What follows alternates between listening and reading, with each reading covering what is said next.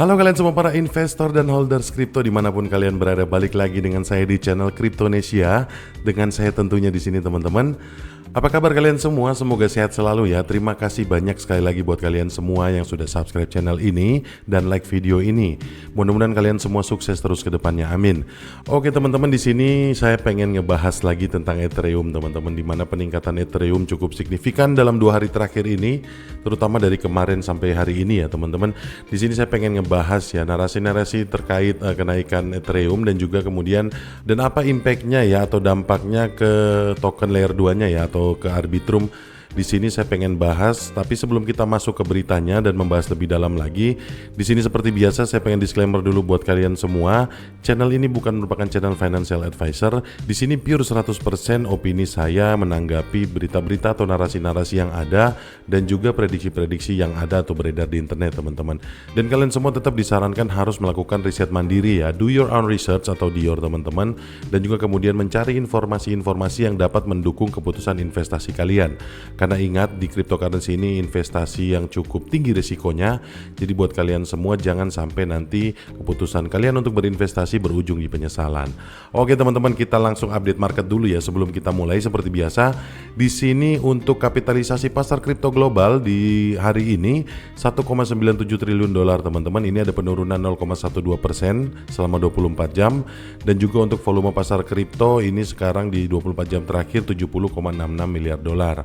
Ini berarti meningkat sebesar 7,71%. Dan untuk volume di DeFi saat ini 6,78 miliar. Ini 9,6% dari total volume pasar ya di 24 jam terakhir. Kemudian volume stablecoin di sini 63,19 miliar dolar. Ini merupakan 89,44% dari total volume pasar kripto 24 jam. Dan dominasi Bitcoin di sini mengalami penurunan ya sebesar 0,42%, hampir setengah persen di 24 jam terakhir ini. Nilainya sekitar 51,47% teman-teman. Di sini Bitcoin ada koreksi ya teman-teman, di 1 hari terakhir koreksinya sebesar 1,16%, tapi overall secara 1 mingguan atau 1 pekan di sini tetap masih di angka positif 3,32% teman-teman. Harga jualnya sekarang di 51.600 dolaran teman-teman. Kemarin harga jualnya di 52.000, tapi di sini ada koreksi teman-teman, tapi masih cenderung tidak terlalu signifikan koreksinya, walaupun ini cukup besar ya 1,16%, tapi tidak terlalu signifikan. Dan di sini buat yang sudah take profit, happy cuan buat kalian semua ya teman-teman. Dan kita lanjut ke Ethereum teman-teman. Di sini kinerjanya luar biasa teman-teman di minggu terakhir ini, terutama di bulan Februari. Di 1 hari terakhir ini kenaikannya 1,17% dan di 7 hari ada kenaikannya 9,87% teman-teman. Di sini harga jualnya sudah 2.900-an dolar teman-teman. Sedikit lagi sudah menyentuh angka 3.000 dolar. Ini yang sama-sama kita semua harapkan, saya yakin kalau di bulan ini bisa closing dengan 3.000 dolar teman-teman. Di sini sedikit lagi dia mencapai angka resistance-nya ya di 3.000-an dolar. Kalau dia sudah bisa menembus di 3.000 dolar dan bertahan teman-teman, kemungkinan besar nanti titik resistensinya adalah di 3,2 dolar ya atau 3.200-an dolar. Nah, di situ titik resisten atau di kurang lebih 3.150 dolaran teman-teman. Di situ nanti titik resisten yang paling tangguh, di situ nanti titik resisten yang paling kuat teman-teman. Kalau dia bisa melewati itu lagi, kemungkinan kinerjanya Ethereum ini bisa akan sampai di 4.000 dolar tidak sampai 3 bulan ke depan teman-teman. Kenaikan ini cukup membuat kita amazed ya teman-teman dengan kinerjanya Ethereum yang bagus. Di sini kita harus apresiasi teman-teman ya, kinerjanya Ethereum ini bagus banget di bulan ini. Walaupun kita ngelihat di bulan Januari sempat jungkir balik juga, sempat fluktuatif banget, tapi di bulan Februari growth-nya cukup bagus teman-teman. Dan di sini ya, di balik kenaikan Ethereum yang mengejutkan kita dan juga yang membuat kita kagum, di balik ini saya yakin ada movement yang signifikan atau langkah-langkah besar yang dilakukan oleh developer teman-teman. Apapun langkahnya itu kita harus apresiasi teman-teman, karena ini bisa membuat peningkatan harga yang cukup bagus di Ethereum sendiri. Anyway teman-teman, kita ngelihat kondisi market untuk 1 hari terakhir ini cukup banyak yang mengalami koreksi ya teman-teman. Di sini ada Solana yang koreksi 1,72% dan juga di sini ada Avalanche ya yang koreksinya cukup dalam di 3% teman-teman. Kemudian di sini ada Polygon juga yang koreksi 1,46%. Shiba Inu koreksi 0,05% dan juga di sini Litecoin ya koreksi 0,31%. Kemudian Celestia teman-teman di sini koreksinya 1,86% teman-teman. Di sini cukup dalam ya dia koreksinya di 1 minggu terakhir ini 5,5% lebih teman-teman. Kemudian di 1 hari terakhir ini 1,86%. Di sini Arbitrum juga untuk pergerakan harganya mengalami koreksi teman-teman. Dia koreksi di 1,26% selama 24 jam terakhir ini. Dan untuk satu pekan terakhir ini koreksinya 2,1%. Oke, kita balik lagi ya ke Ethereum teman-teman. Di sini peningkatan Ethereum yang cukup bagus ini atau kinerja Ethereum yang cukup bagus di bulan Februari khususnya, ini membuat kita bertanya-tanya ya, ada apa sih di balik kenaikan Ethereum ini? Apa sih movement atau pergerakan yang dilakukan oleh developer sendiri ya teman-teman? Di sini kita langsung masuk beritanya. Di sini ada analis yang mengatakan momentum akan beralih ke Ethereum, memprediksi rotasi modal ke altcoin. Di sini narasinya cukup bagus teman-teman. Di sini analis menyebutkan pembaruan Denchun Ethereum yang bertujuan untuk mengurangi biaya untuk transaksi layer 2 dan hype seputar kemungkinan persetujuan dana yang diperdagangkan di ETF Ethereum Spot sebagai katalis positif untuk platform smart contract terkemuka. Dan di sini ada kutipan dari analis. Di sini saya pikir momentumnya akan beralih ke Ether. Peristiwa makroekonomi yang akan terjadi penting untuk dipahami. Peristiwa makroekonomi dalam artian inflasi akan stagnan, mungkin akan menunda penurunan suku bunga. Peningkatan Denchun terjadi pada Ether yang merupakan pengaruh positif pada layer 2 yang mendorong nilai Ether lebih tinggi lagi dan sangat tertinggal. Dan saya pikir mengingat Franklin Templeton juga tertarik untuk mengajukan permohonan untuk ETF Ether Spot, saya pikir ada kemungkinan bahwa ETF Ether akan mengambil alih momentum tersebut. Ya teman-teman, di sini selain pergerakan bagusnya adalah oleh developer yaitu pembaruan Denchun atau upgrade Denchun Ethereum, dan pembaruan ini bertujuan untuk mengurangi fee transaksi di layer 2 teman-teman. Dan ini merupakan pergerakan yang menarik dan terbukti bisa meningkatkan value dari Ether sendiri teman-teman. Dan juga kemudian di sini kalau kita ngelihat tadi ya, Franklin Templeton juga tertarik untuk mengajukan atau dia mengajukan permohonan untuk ETF Ethereum Spot. Setelah kemarin di bulan Januari kemarin ada BlackRock yang mengajukan untuk ETF Ethereum Spot. Kemudian sekarang Franklin juga tertarik untuk mengajukan. FYI aja buat kalian semua ya, di sini Franklin Templeton ini adalah anak perusahaan dari Franklin Resources teman-teman, yaitu perusahaan investasi di Amerika Serikat. Perusahaan ini cukup besar teman-teman dan berdiri sejak tahun 1947-an. Jadi di sini Franklin Templeton, perusahaan sebesar ini pun tertarik untuk mengajukan permohonan ETF di Ether Spot. Mudah-mudahan ini bakalan disetujui ya di bulan Mei nanti oleh SEC teman-teman. Kalau ini disetujui, saya yakin semakin terbang lagi nilai Ethereum teman-teman. Di sini ya kalau kita ngelihat fundamentalnya Ethereum sendiri di sini cukup kuat, bukan cukup kuat lagi teman-teman, kuat banget. Karena kalau kita ngelihat roadmap-nya ya, pengerjaan-pengerjaan proyeknya itu jelas banget. Kemudian yang saya harus apresiasi dari Vitalik Buterin adalah dia ini mengerti banget mana yang harus didahulukan, first thing first, dan semua berproses secara sistematis dan matematis ya teman-teman. Jadi pihak dari developer Ethereum sendiri memang punya langkah-langkah yang cukup sistematis untuk melakukan sesuatu. Mereka betul-betul memperhitungkan segala sesuatunya. Walaupun terlihatnya lambat ya teman-teman, tapi pergerakan ini pasti. Dan kalau menurut saya ya, analisa dari tim dari Ethereum ini memang cukup dalam teman-teman, dan mereka betul-betul melihat momen yang ada, apa yang harus mereka lakukan dan apa yang harus mereka kerjakan proyeknya. Seperti itu ya kira-kira teman-teman yang perlu diapresiasi dari Ethereum ini. Melihat market kripto yang lainnya ya teman-teman, ini analis ini berpendapat bahwa para trader akan merotasi keuntungan mereka dari Bitcoin ke altcoin karena ia yakin kenaikan Bitcoin terbatas pada level saat ini. Ya, saya setuju juga ya, kenaikan Bitcoin untuk saat ini memang ini sudah mencapai ATH yang luar biasa teman-teman. Saya yakin di sini memang Bitcoin juga akan mengalami koreksi walaupun mungkin tidak terlalu signifikan. Tapi menurut saya ya, untuk market Bitcoin saat ini memang lagi ada penekanan daya beli. Jadi mungkin untuk tingkat pembelian dari trader atau investor ya tidak akan terlalu signifikan lagi. Karena di sini sudah kelihatan overbought juga ya teman-teman, dan mungkin di sini pada menunggu juga untuk halving Bitcoin nanti.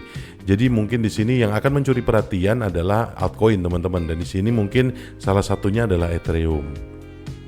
Oke, berikutnya ini adalah lanjutan kutipan dari analisnya ya teman-teman. Jika pasar terkoreksi karena Bitcoin terkoreksi, saya pikir Ether akan terkoreksi lebih sedikit, sehingga itu berarti pair Bitcoin akan naik. Jika itu masalahnya, Anda pasti tahu alasan mengapa Bitcoin sedang berada di puncak, yang berarti melakukan perputaran atau rotasi ke arah USDT sebagian untuk menggunakannya untuk membeli penurunan pada altcoin, ditambah expected value, tetapi juga berputar ke arah altcoin yang sudah sangat masuk akal. Oke, kira-kira kayak gitu ya teman-teman. Dan di sini pertanyaan yang timbul adalah apa dampaknya buat Arbitrum? Arbitrum ini adalah token layer 2-nya Ethereum ya teman-teman. Di sini dampaknya apa? Kenaikan Ethereum ini apakah berpengaruh juga ke Arbitrum? Mari kita coba lihat ya. Di sini Arbitrum ada apa? Di sini volume transaksi mingguan dari protokol derivatif yang ditempatkan dalam jaringan layer 2 Arbitrum naik ke level tertinggi sepanjang masa atau ATH sebesar 18 miliar dolar pada minggu lalu. Ini data yang ditunjukkan dari DeFi lama teman-teman. Menurut penyedia data, ini menandai peningkatan 17% dalam volume derivatif di Arbitrum dalam periode 7 hari, melampaui 9 miliar dolar yang dicatat Ethereum selama periode jendela yang sama. Oke teman-teman, di sini Arbitrum yang mencapai ATH-nya, ATH tapi di transaksi derivatif mingguan teman-teman. Di sini sudah mencapai 18 miliar dolar ya teman-teman di minggu lalu. Dan data on-chain mengungkapkan bahwa Ethereum telah lama menduduki posisi sebagai rantai angka dengan volume transaksi mingguan tertinggi dari protokol turunannya. Namun, volume mingguan Arbitrum melampaui Ethereum untuk pertama kalinya pada tanggal 26 November dan sejak itu terus meningkat. Dinilai setiap bulan, volume transaksi yang diselesaikan pada protokol derivatif di Arbitrum secara konsisten mengerdilkan Ethereum sejak Desember 2023. Sebagai konteks, selama 31 hari tersebut volume derivatif di Arbitrum berjumlah 45 miliar dolar. Ethereum tertinggal dengan volume bulanan 38 miliar dolar. Tren ini berlanjut di Januari ketika Arbitrum menutup bulan dengan volume derivatif sebesar 55 miliar dolar, mewakili kenaikan 22% dalam volume transaksi bulan-bulan atau month on month ya teman-teman. Oke teman-teman, di sini mungkin persepsi saya ya tentang Ethereum dan Arbitrum. Di sini memang Arbitrum sepertinya dibikin hype-nya atau dibikin euforianya adalah di derivatif teman-teman. Sedangkan Ethereum sendiri untuk sekarang ini lagi dicanangkan atau dipersiapkan untuk menghadapi disetujunya ETF Ethereum Spot nanti teman-teman. Jadi yang banyak analis yang mengatakan Ethereum akan terbang tinggi dan kemudian dalam 3 bulan ke depan Ethereum bisa naik sampai 4.000 dolar. Saya yakin itu benar adanya karena menurut saya memang Ethereum ini lagi diperuntukkan atau lagi dipersiapkan untuk di hold teman-teman. Jadi memang ini dipersiapkan untuk long term. Dengan adanya berita-berita atau narasi yang keluar, saya ngelihat ada upaya dan usaha dari developer sendiri ya untuk menggiring teman-teman. Jadi untuk menggiring pola investasinya. Jadi Arbitrum untuk sekarang lagi memang dibikin euforianya di perdagangan derivatif ya teman-teman. Kemudian untuk yang Ethereum sendiri, Ethereum memang dipersiapkan untuk lonjakan pasca persetujuan ETF Ethereum Spot nanti teman-teman. Jadi di sini ya baik Ethereum ataupun Arbitrum memainkan role-nya masing-masing teman-teman. Dan ini yang menurut saya yang patut diapresiasi untuk Ethereum ya teman-teman, terutama untuk Vitalik Buterin dan tim. Mereka betul-betul mengerti first thing first-nya, apa yang harus dilakukan duluan dan kemudian project apa yang harus dikerjakan terlebih dahulu. Dan sepertinya di sini yang saya lihat adalah pergerakan atau movement yang dilakukan Ethereum ini sangat sistematis dan matematis teman-teman. Di sini terstruktur banget. Mereka betul-betul melihat momen, mereka betul-betul memanfaatkan segala sesuatu yang ada ya. Baik itu jual berita ataupun termasuk antusiasme dari masyarakat luas. Dan di sini pun mereka memanfaatkan ya animo dari FOMO teman-teman. Di sini buat orang-orang yang FOMO, buat para holder-holder yang FOMO, mereka juga memanfaatkan momen itu. Jadi di sini saya kalau ngelihat Ethereum benar-benar mempunyai pergerakan yang jelas, mempunyai langkah-langkah yang jelas ke depannya. Makanya tidak heran teman-teman, banyak banget di tahun 2023 kemarin teman-teman bisa cek dimanapun. Dari analis-analis top dunia teman-teman bisa googling sendiri, bisa cari sendiri. Mau itu di Indonesia ataupun dari luar negeri, rata-rata semua berpendapat sama ya. Kalau misalnya koin yang wajib di hold tahun 2024 itu apa ketika ditanya, mereka akan menjawab Ethereum. Karena Ethereum itu sudah jelas ya, sudah terlihat jelas langkah-langkahnya seperti apa. Terutama di sini kalau saya mau nyimpulin ya, di sini langkahnya Ethereum tadi adalah upgrade Denchun-nya ya teman-teman, upgrade layer 2-nya untuk mengurangi biaya transaksi atau mengurangi fee transaksi. Kemudian adanya perusahaan-perusahaan besar yang mengajukan ETF Ethereum Spot di situ teman-teman. Kemudian di sini pergerakan Arbitrum yang dibuat hype-nya di derivatif teman-teman. Jadi di sini saya rasa ini merupakan langkah-langkah yang jelas dan saya yakin tidak sampai 3 bulan sepertinya Ethereum ini sudah mencapai di angka 4.000 dolar teman-teman. Dan buat teman-teman semua yang mungkin kepengen masuk ke Ethereum mungkin bisa juga sekarang ya, karena harganya masih cenderung belum terlalu tinggi. Jadi buat teman-teman yang masih mampu membeli atau masih mampu kira-kira untuk berinvestasi di Ethereum, silakan teman-teman. Dan juga buat teman-teman yang sudah punya, mungkin alangkah baiknya mungkin saran saya sih di hold dulu sampai nanti ada momentum yang lebih besar lagi. Saya tahu teman-teman yang hold pasti sekarang ini sudah cuan, tapi menurut saya ada cuan lebih besar lagi nantinya untuk Ethereum ya. Dan untuk Arbitrum ya teman-teman, teman-teman tidak ada salahnya untuk teman-teman pengen hold juga, karena itu saya yakin karena untuk Arbitrum sendiri ya, seiring dengan kenaikan dari Ethereum, saya yakin growth yang bagus juga akan ada buat Arbitrum di masa depan teman-teman. Jadi mungkin saran saya seperti itu. Tapi sekali lagi teman-teman ya, jangan lupa teman-teman untuk melakukan riset mandiri atau do your own research teman-teman. Dan juga kalian juga harus tetap cari informasi-informasi dan berita pembanding supaya nanti keputusan kalian tepat untuk berinvestasi.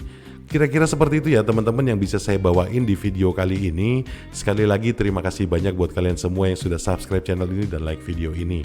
Sampai ketemu di video-video yang selanjutnya. Bye.